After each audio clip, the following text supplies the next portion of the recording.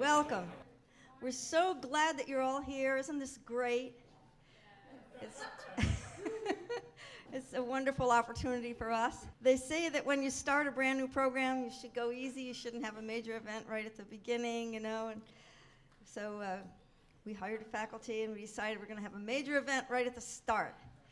And so we have with us the very distinguished Scottish composer, James MacMillan. And it's a...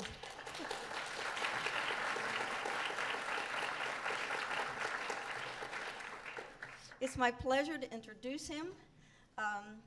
I've known him actually for quite a long time and brought him to Yale University several years ago. We had dinner together and many positive exchanges. And I got to see him teach and work with the composition students there. And I know what a profound experience that was for him.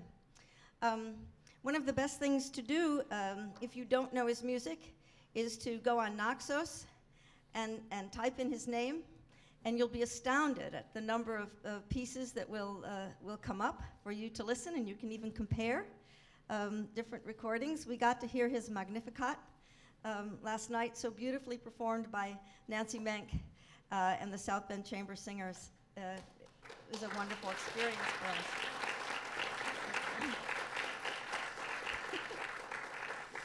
And we're going to hear more of his music.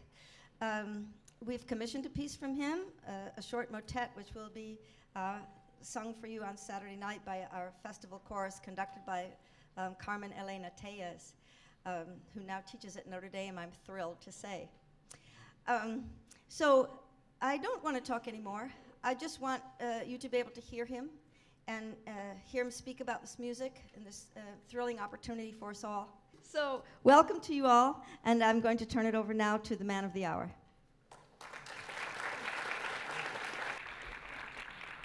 Good morning, everybody.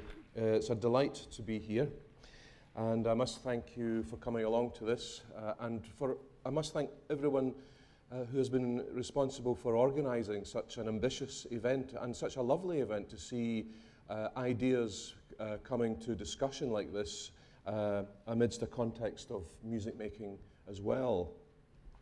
I thought it would be useful, perhaps, to begin with, to introduce myself to you, and also maybe try to put some of the issues into some kind of context for the subsequent discussions throughout the next few days. I think during this introductory talk, I would like to do a number of things. I would certainly like to unpack the term sacred music, and both in my subjective sense, you know, to talk about what it means to me, but what it might mean to many people, because it does, or it can mean many different things to many different people, and it touches on music for the liturgy, of course, in different denominations, as well as music for the concert platform. I've also been asked to say a little bit about the objectives in my own writing according to the occasion or the ensemble involved, the treatment of the text, discussion of devotional or spiritual music. But I also want to talk at some length, I suppose, and to put it into this wider context, about writing for the non-specialist. That is, writing music which is used for our divine liturgies, but that music to be sung by the ordinary people in the pew.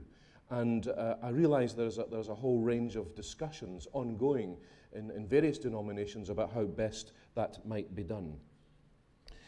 So, ladies and gentlemen, to begin with, I, like many of you, compose rather than decompose, which means I and many of you are living composers, and I certainly was the last time I looked. That in itself is a rather strange state of affairs for some. Is classical music not all about dead composers, after all?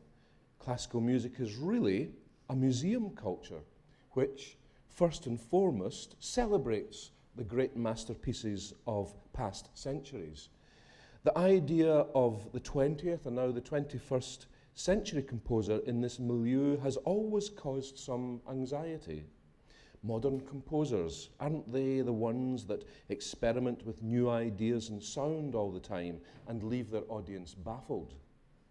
Well, to a point, that is the case, or it can be, but composers, especially since the early 19th century, have been prophetic figures, imagining music that the rest of the world could not imagine. That is what made geniuses of Beethoven, Berlioz, Wagner, Mahler, Strauss, Shostakovich, and many others. And throughout the centuries before them, composers have always responded to their own personal, and more importantly, the wider society's instinct for spiritual and religious feeling. And from this time through the intervening centuries, composers have written for the church's liturgies. Their names through history are a roll call of genius and cultural summation. Machaut, Josquin, Tallis, Bird, Palestrina, Victoria, Lassus, Mozart, Haydn, Schubert, Beethoven, Bruckner, and these are just the Catholics. The Reformation led also to the life and vocation of one of the greatest religious artists the world has ever known, J.S. Bach. But what about now? Can a religious artist still be understood and affirmed in our own time? And can that person be valued for what he or she brings to our common humanity and society because of their worldview as a religious believer, or as a Christian, or indeed as a Catholic? There are some forms of art in modern times where the connections with the numinous are clearly more difficult to discern than with others. But in the case of music, there seems to be a veritable umbilical link with the sacred. Through the centuries, musicians have proved themselves to be midwives of faith, bringing their gifts to the historic challenge of inspiring the faithful in worship. But modernity has brought with it a breach in the working relationship of composer and church. And with the onset of Enlightenment, rationalist, romantic, and revolutionary values in the last 2 centuries, it was only to be expected, I suppose, that religion would begin to take a backseat in comparison to what had been. Nevertheless, composers continued wanting to write religious music, not necessarily for liturgy, but the liturgical forms have found their place in the concert hall from Beethoven and Verdi to the present day. Major modernist figures of the last 100 years, in different ways, were and are profoundly religious men and women. Stravinsky was as conservative in his religion as he was revolutionary in his musical imagination, with a deep love of his Orthodox roots as well as the Catholicism he encountered in the West. He set the Mass, he set the Psalms, he was a believer. Schoenberg, that other great pillar of 20th century modernism, was a mystic who reconverted to a practicing Judaism in the wake of the Holocaust. And some of his later works reflect his Jewish beliefs and culture. Olivier Messiaen was famously Catholic, and every note of his unique contribution to music was shaped by a deep religious conviction and liturgical practice. The list of composers in recent times radiating a high degree of religious resonance is substantial, covering a whole generation of post-Shostakovich modernists from behind the old Iron Curtain: Górecki from Poland, Arvo Pärt from Estonia, Gia Cancelli from Georgia, Silvestrov from the Ukraine, and from Russia, Schnittke, Gubaidulina, and Ustvolskaya. And in my own country, after Benjamin Britten, have come Jonathan Harvey, John Taverner, and many others. And so, far from being a spent force, religion has proved to be a vibrant, animating principle in modern music and continues to promise much for the future. In fact, it could even be said that any discussion of modernity's mainstream in music would be incomplete without a serious reflection on the spiritual values, belief, and practice at work in composers' minds. But let me go on. Almost unknown to the classical world, where my work is performed and discussed, is the fact that I busy myself in the week-to-week preparation of liturgy in my local church, which is called St. Columba's in an area of Glasgow called Maryhill. Here I formed a little schola of amateur singers, some who have never sung before, and to be honest, some who can't really sing, to be honest. And they're formed to help lead the congregation in worship. I write for this congregation regularly, producing things like responsorial psalms every Sunday. I am there. I use my own congregational settings of the vernacular ordinary of the Mass. And it's one of the hardest things I do. I might want to talk about that in a little while. A different mindset is required when writing music for the non-specialist. One has to create something simple and hopefully attractive enough for even the most reluctant person to want to raise their voices to God. And you don't get a more reluctant singer than the Scottish working class Catholic. In fact, sometimes it feels that draining blood out of a stone would be a more productive activity. But this is a challenge that must not be shirked. It is part of the great renewal of our church that we should learn afresh that to sing is to pray twice. And as St. Augustine said, cantare amantis est. Singing is a lover's thing. If we truly have a love of God in our hearts, we would want to sing it loud, whether our voices are trained or not. I suppose it has to be said that as I am a composer who in his early years as a student, and I'm sure many of you here are the same, imagined that my world would be a secular one. Hopefully fulfilling and happy, no doubt. This world would be full of music making for the concert hall and the dramatic stage. That was the world that all fledgling composers that I knew anyway were aiming for. It was the one that we trained ourselves for, studying in detail the basic and complex techniques of composition.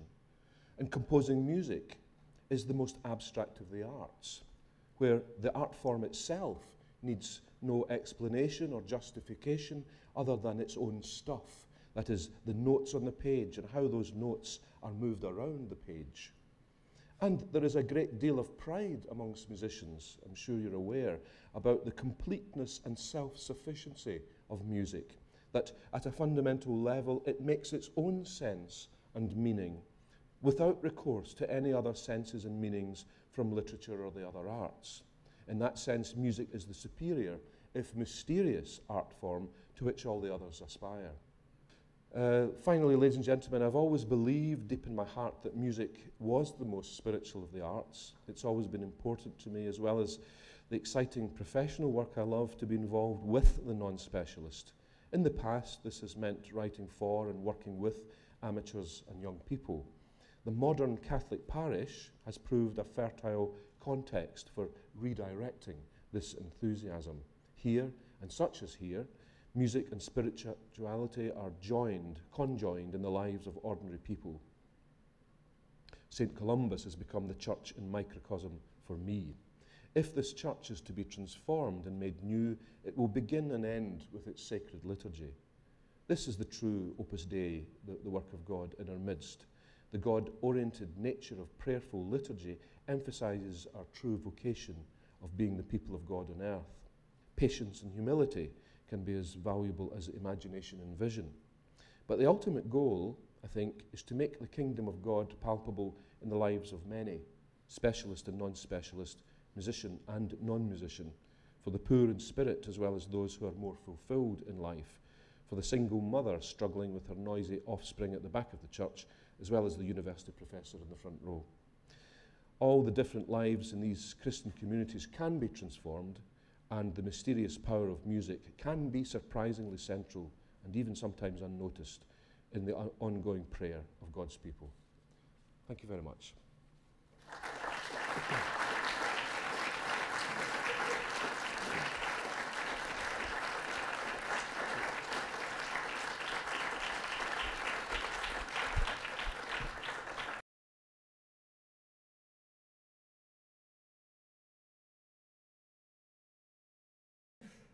My name is Brian McMichael. I'm the director of the Office of Worship for this diocese, Fort Wayne, South Bend. Really appreciated your talk, especially some of the things you said about some theological reflections. To that end, would you please offer some comments or thoughts on how important some theological training and some knowledge of theological nuance is for a parish music director, and also perhaps offer some thoughts on the fact that, especially in this country, there's a reality that there's a lot of volunteers, part-time folks that there might not be anybody around at a small parish who has that sort of theological knowledge. Thank you. Well, I have no agenda or power to affect anything, to be honest. But I have my own feelings that within various communities, Catholic or otherwise, British or American, that the importance of the volunteer must never be downgraded. I'm a volunteer. I don't get any money for what I do at St. Columba's. That's the way of it in Scottish Catholic churches. They may pay for the cleaning of the church, but they certainly wouldn't pay a musician for what he or she does in the liturgy. And that's something we've got to live with in a way that perhaps it's a pre-Vatican II thing, perhaps it's been carried over, but the valuing that the church has given to music in its liturgy and musicians in the service of its liturgy has been patchy, to say the least. Sometimes it's quite clearly valued, and sometimes not. And it would be a marvellous development for all the ecclesial communities that a deeper reflection on theological matters was at the heart of not just musicians training, but even at the heart of our seminary training as well.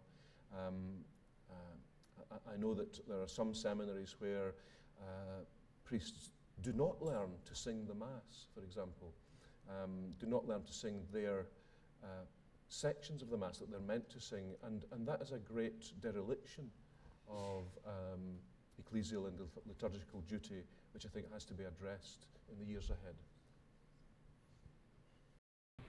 And I've been going around in my mind over the years about this whole issue of form following function, and this other idea of music as an abstract thing. And I'm interested in knowing more of your thinking of that kind of paradox. We have this long tradition of music that is functional, and we have this other music that seems to be cut off, doesn't seem to have a function, it's abstract. And I've had trouble kind of pulling those two ideas in my mind. Is it music if it's just abstract, or is it not music? So I'm interested in your thinking on that. Right. I mean, this is certainly an ongoing thread that I'm sure will be carried through to much of the discussion over the next few days. There's not much I can say in 5 minutes, except I certainly recognise the paradox that you mention. What I do in the church is functional. It's there as a kind of Gebrauchsmusik, in a way, a sacred Gebrauchsmusik to help ordinary people bring their thoughts and prayers to the altar of God, whether they're singing or reflecting on what they're hearing. Therefore, that kind of liturgical Gebrauchsmusik, functional music, does have a different function and needs a different mindset from the composer to the other world that we're talking about, the world of the concert. And sometimes the same person cannot do that. I mean, I've encountered many colleagues from both worlds who are like breeds apart, if you like. You know, the two very, very different elements and never the twain should meet.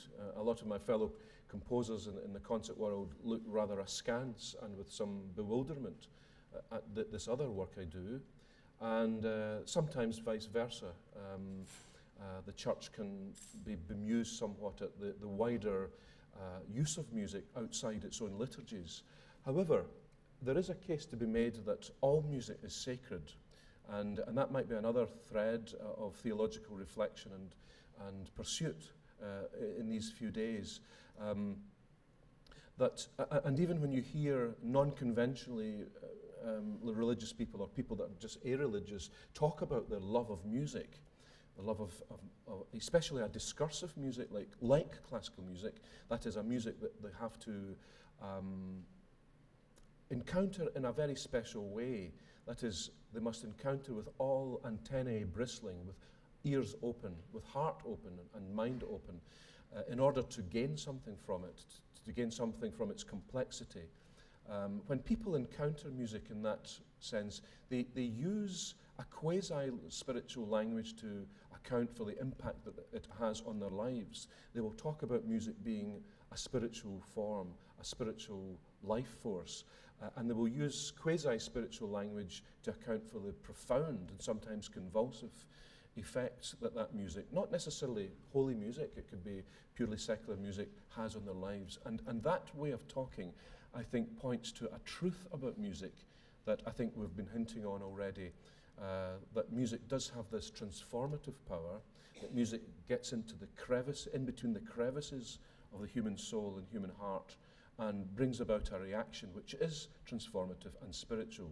Now, many will have different definitions of what the spirit is and what spirituality is and what that transformative power is all about. But I think even between believer and unbeliever and the many in between, that common love of music, that common search, that thirst for the sacred is something that is a very happy common search between us all.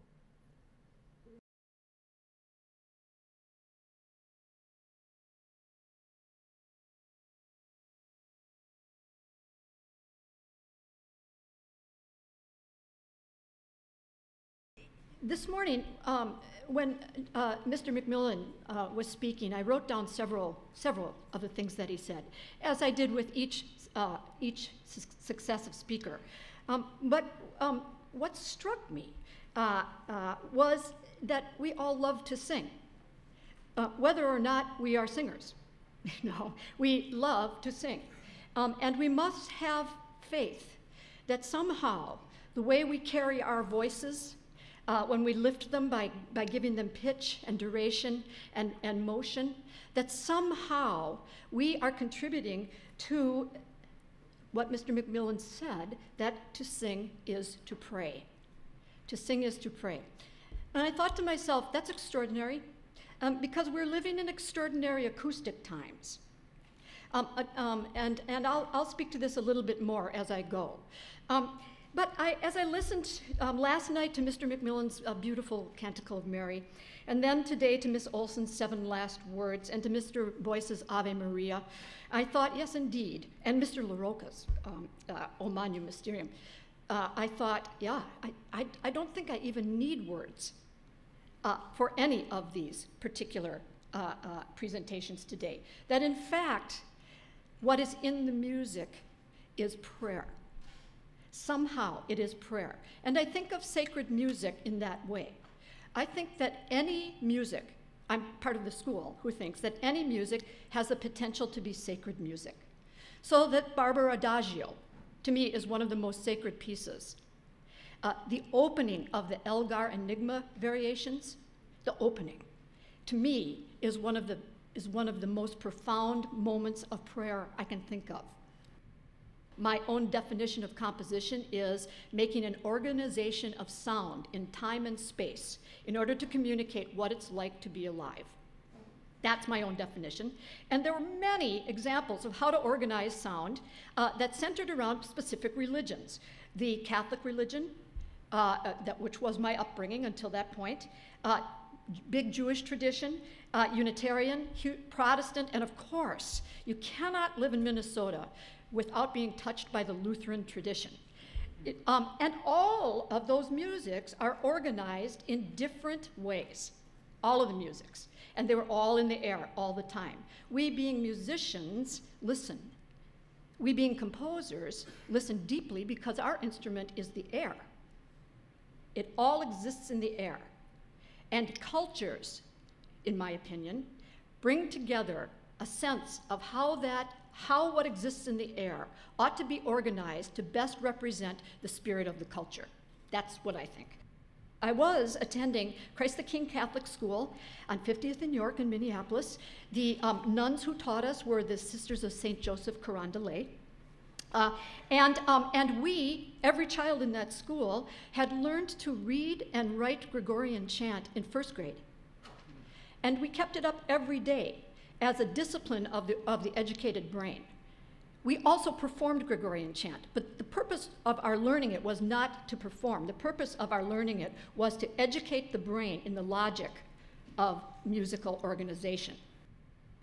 And so by the time we got to 6th grade, I was in 6th grade in 1962, I had just been confirmed, and I was ready because I was writing music. Been writing music since I was 5 years old. And so I just thought, and I knew that my best sense of communication, my best way to communicate was to do it in tone. And so along came the Vatican II Council, very interesting. However, that is when I left the church. And who knew why? You know, I mean, you're so young, you don't know, but I felt suddenly a profound sense of loss. It was a profound sense of loss which remains to this day in me.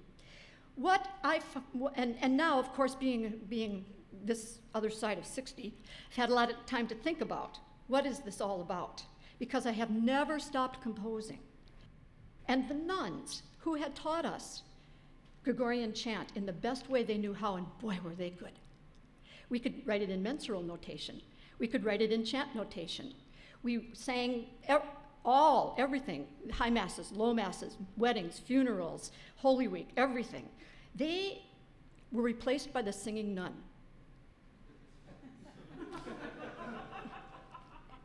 And they were.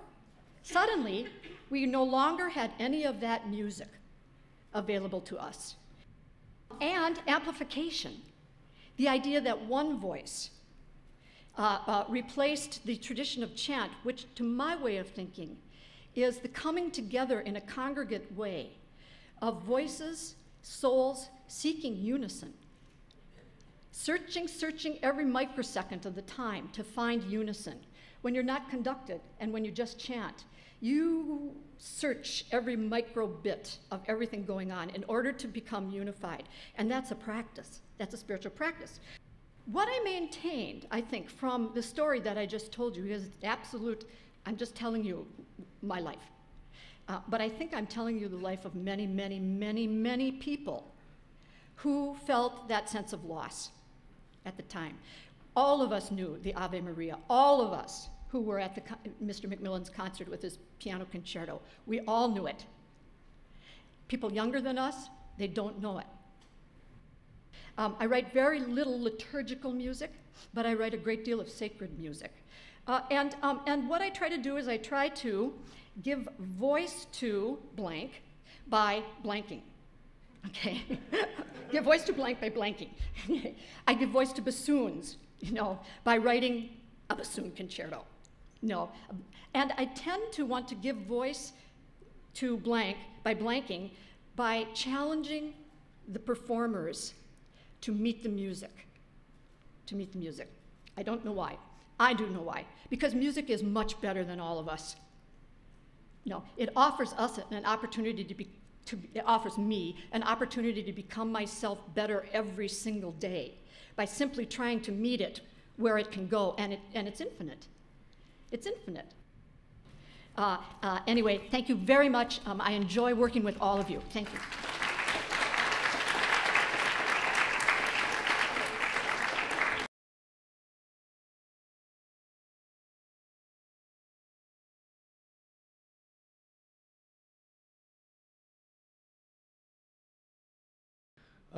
I am a Christian composer. Much of my work is done in the secular concert hall, but I'm very active in the worship of my church. And I often feel like the concert hall welcomes my music, but has no interest in my sacred inspirations, and that my church shares my faith, but has little interest in my art. I feel like there's sort of two separate worlds.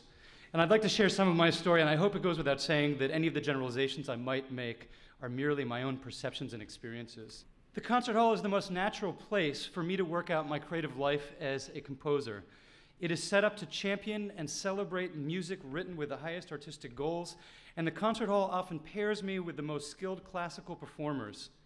The audience is usually primed and ready to hear my music. The people who attend those concerts are people who love music enough to spend their evenings listening and their spare dollars supporting the arts.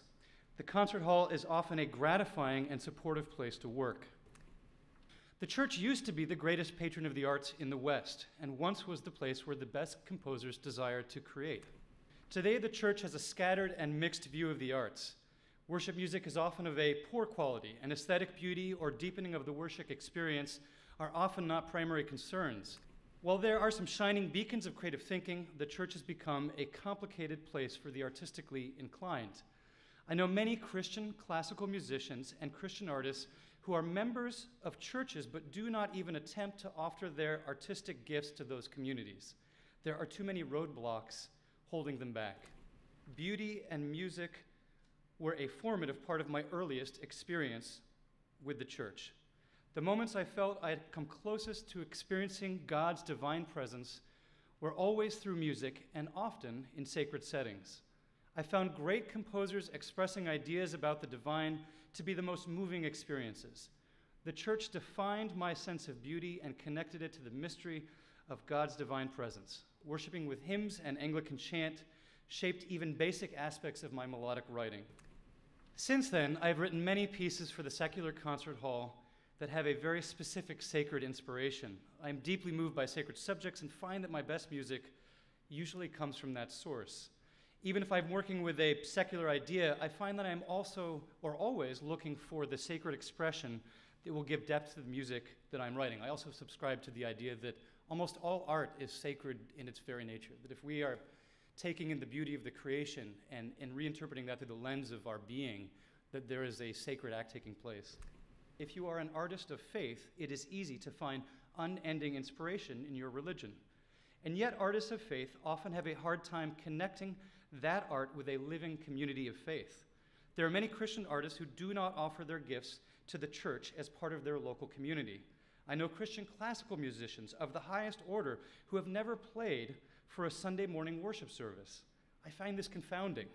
For several years, I planned weekly worship for a Presbyterian church in Connecticut. I regularly wrestled with issues of what songs/hymns would be most beneficial to the community, what instruments would best convey these songs, and how could I best enhance the worship experience of every individual in the congregation. It was my job to facilitate the worship of God's people. This was a very challenging job in some respects, but ultimately I was seeking the divine mystery through worship and music. This was a very similar task to my process of composition. And yet my life as a composer of sacred music and my life as an active member of a faith community felt worlds apart. In this world, I hardly ever find a profound sense of beauty or a shattering moment of cathartic liturgy or the ultimate stillness of true confession. The world of evangelical America, and indeed most of Christian America, lives in the narrow range of middle-of-the-road aesthetic, emotional, and spiritual experience. I believe that any group of people with any kind of music can offer a profound worship experience, but most don't. My experience is that most communities settle for a shallow and watered-down, vanilla experience of profound worship. They are offered a gospel of substantial beauty, which has inspired centuries of artists, and they respond with a weak expression of worship. I wish that Christians looked at the richness of Scripture and the richness of their Christian tradition and yearned for more from their worship. I'd love to see churches find good and meaningful ways for their creative members to create liturgy and express their faith in worship. I strongly believe that Christian artists should be working out their creative lives and how their creativity intersects with their faith within the church. The church should continue to be a formative place for ideas about beauty and the divine. There should be ongoing dialogue between church leaders and artists, and they should support and encourage each other. Both sides need to trust each other enough so that truly creative things can take place. I hope that artists will press into the church and create art within her doors, and I hope that churches will draw artists in and see beauty as an essential part of worship.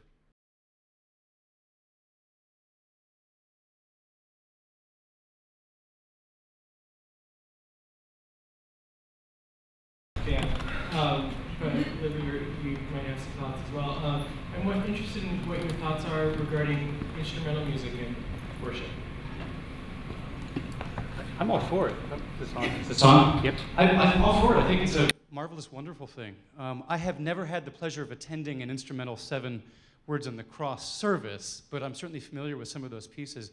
And I think instrumental music can be deeply moving, especially with intention, and yeah, I'm all for it.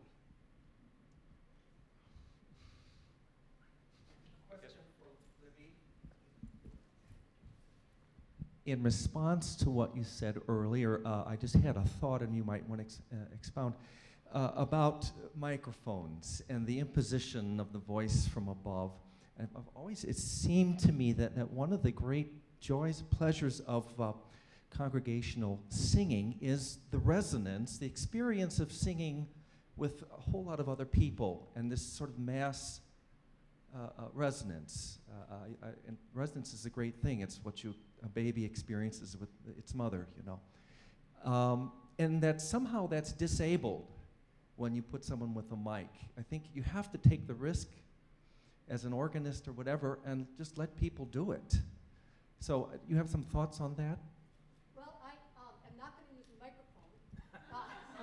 They're making it like a Oh, I have to, sorry. This is a physics thought. That when the acoustic space carries a single voice, it resonates in a particular way. That single voice carried by microphone resonates in a completely different way, emphasizing certain frequencies and de-emphasizing other frequencies. So when many voices are raised acoustically, many voices uniquely their own and at the same time one, the air in the room begins to shimmer because it's liquid. So it begins to shimmer with the resonance of every single person making that sound. And that is a very different effect on the body, the brain, and the emotions than it is when you have sound put through technological speakers. If the sound feels somehow flat, it's because it is. It's because certain frequencies are being suppressed. And in fact, you need all the frequencies to make beautiful sound. What do you think, Dan? I concur. Sorry. And on that happy note, I'm going to take the microphone back.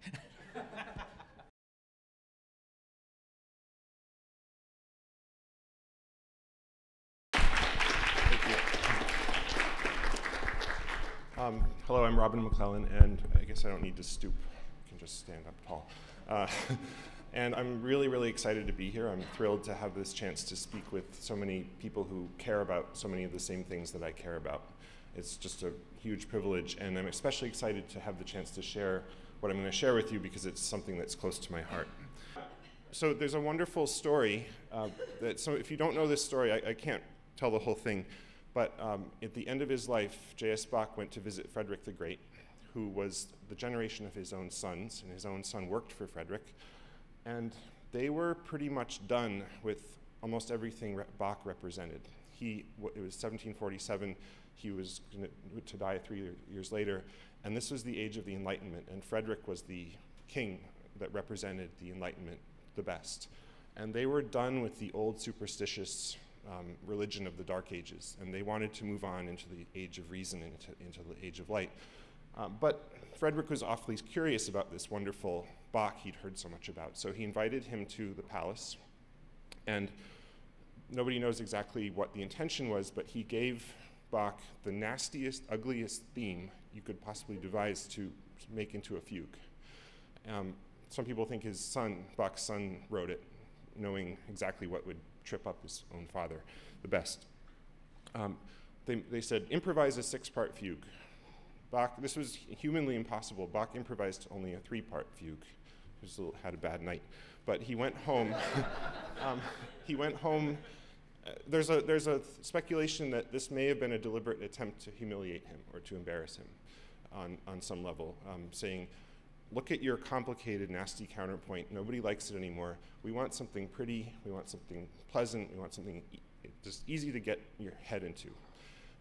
And so Bach went home, and if you know the story, he, about 2 weeks later, sent Frederick the musical offering, which was a systematic treatise on this extremely nasty theme that he'd been given. And people now interpret this as a kind of act of defiance, standing up for everything that Bach represented and believed in, to do with all of this musical theology and Lutheran metaphysics and the whole Lutheran system and the whole idea. So anyway, this is a long story, but I'll cut it short. This piece here, and I'll play a brief sample as I shouldn't talk over it, but this is from the musical offering. If you want a nasty, thorny score, this is actually a 3-part piece. You might notice the 2 clefs here. And this is also only a 1/6 of it, but it repeats. So Bach was really into nasty, thorny scores, too. And nasty, thorny chromaticism, too. And so interestingly, this piece, like mine, modulates upward by whole step, but 6 times to reach an octave higher. And in order to do that, it depends on the equal tempered system. And that's why I mentioned it before. The inscription is, as the modulation rises, so may the king's glory.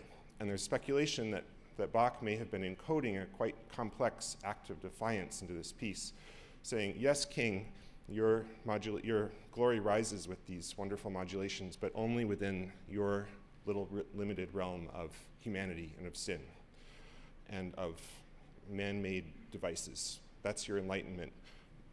So kind of a very pointed but very hidden message. And so I tell this whole story to demonstrate that this idea of musical theology can encode incredibly complex and intricate messages, and that's the beauty of it. It's an incredibly beautiful thing. So I came across some wonderful quotes that really became kind of a credo for me. Unlike the system we have, many of us have been raised in, of music and creation being kind of a personal act of expression, the post-romantic idea of the genius composer expressing their innermost feelings. I love this idea that music is actually, the act of composition is a process of imaginative research into harmonic truths. And as part of this larger musical science, whose goal is literally to discover wisdom, and specifically the wisdom of God. And this is a very ancient tradition going back to the music of the spheres, and a lot of geometry and mathematics, and Islamic geometry does something very similar. And so that led me to my title of my talk, God is a Harmonic Being. My conclusion and my hope about my piece is that it might somehow uncover, my piece might somehow uncover a little new corner of the mind of God if we think of God's mind as consisting of harmony and of ratios and the beauty, the pure beauty of that. And it's a little bit like, again, I mentioned sacred Islamic geometry has a similar purpose. This was the charge leveled against Bach by this nasty man named Scheibe. And he said, Bach, your art, your music has too much art. And it's a very pithy phrase because too much art, how is that possible? But what I think we all kind of know what it means.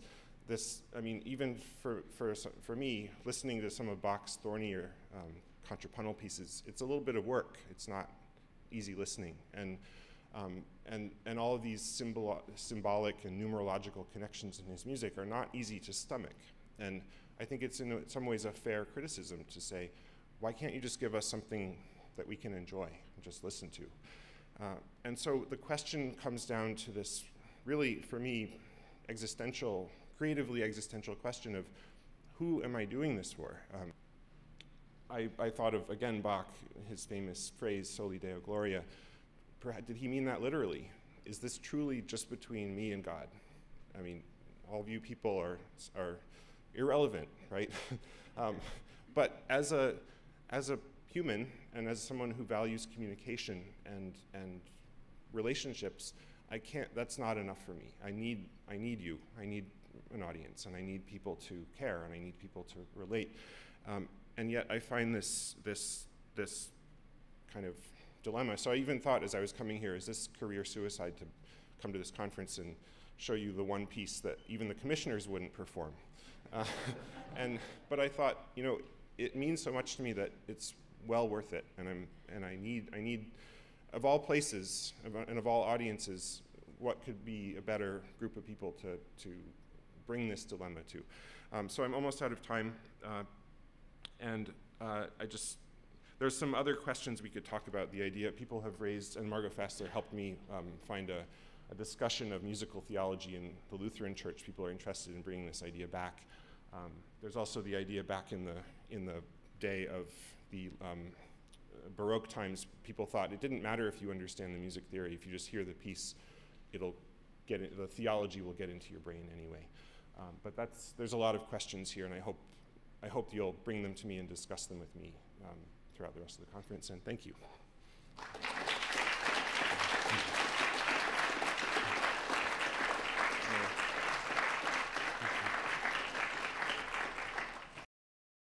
Please welcome Jennifer Budziak.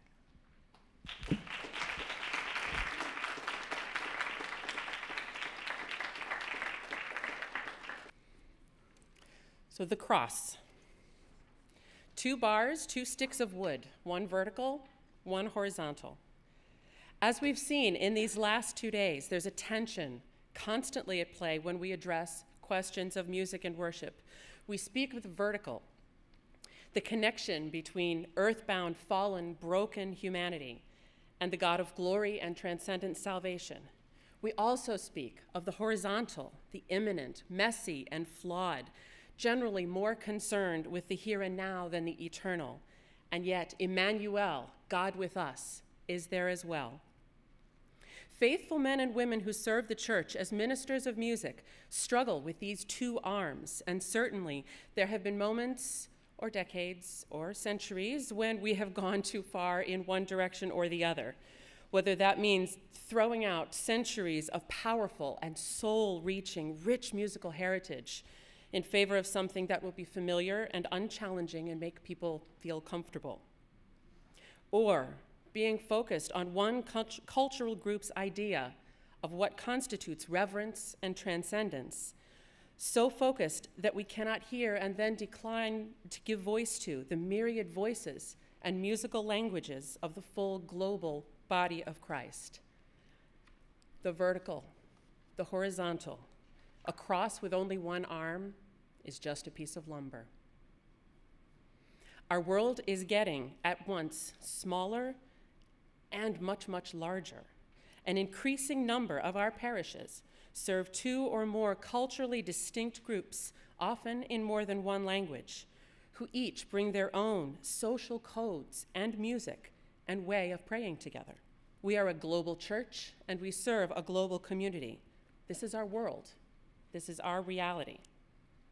Cultures do not always come together easily. The group which has been part of the parish for decades may feel displaced or pushed aside. The group coming in may feel unwelcomed or unnoticed. It takes time and consistent attentiveness to begin to build bridges between these cultural communities and to begin to see each other not as other, but as true brothers and sisters in the family of Christ, a single community. My area of doctoral research involves the dynamics of ritual space and ritual performance and how they play out in the context of group music making.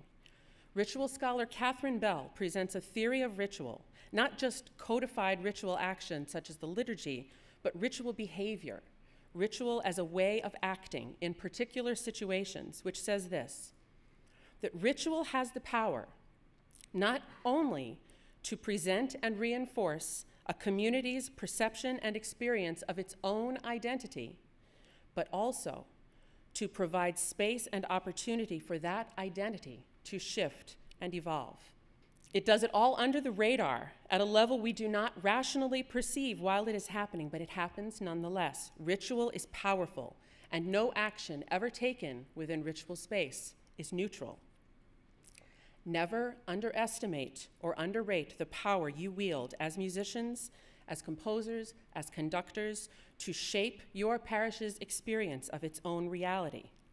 However, when we speak at this level about ritual and language and inclusivity, the inclusion of languages and musical styles outside of our classical Western European comfort zone goes far beyond any misbegotten nods to political correctness. It speaks to a commitment to shape a liturgical experience in all its ways and parts that can live and embody our communities as they are, but not just as they are, as we dream they can be. One people, brothers and sisters, the body of Christ. My work as a composer has been almost entirely in the area of ritual music, music composed to fill a particular need in a Roman Catholic ritual liturgical setting, usually, but not always, with the primary goal being to empower and enable the voice of the assembly. Much of the music that we heard yesterday and this afternoon, to my ears, very beautifully addressed that vertical pole of our metaphorical cross, striving to reach to that great mystery, to illumine it, to explore it, to love, to access, to touch. This psalm setting strives to do that as well, but it does so primarily by reaching not upward, but outward, in very simple sonic and harmonic language along that horizontal pole. So this setting and its parameters. It was composed for a gathering of the American Cardinals at Holy Name Cathedral. It was to be bilingual, Spanish and English. It was to employ choir and one or more cantors. It was to reflect the solemnity of the occasion with a little more oomph than an ordinary Sunday responsorial psalm setting. Oh, and the cardinals and donors have a dinner they're going to, so we shouldn't make things too long, because we all know when Mass runs long, it's the musician's fault.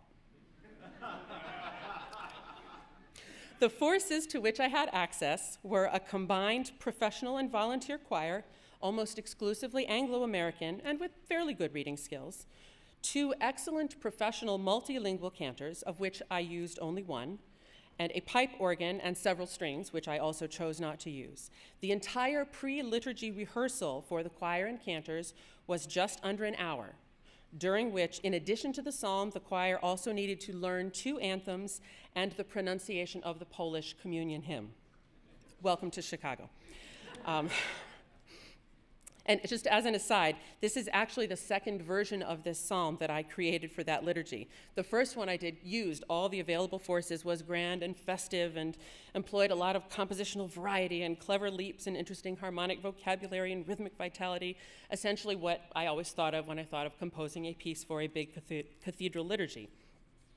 However, it was so heavily reliant on the compositional tricks and the brain that once I looked at the finished product, I realized that it was absolutely devoid of anything resembling heart or spirit. It was full of notes and cleverness, but empty of meaning and authenticity. So I threw it out and started over. It was as though I had to clear all of that out before I could move into something of real substance. And this time, I went in the other direction, and I asked myself the question, how much can I convey, and how simply can I convey it?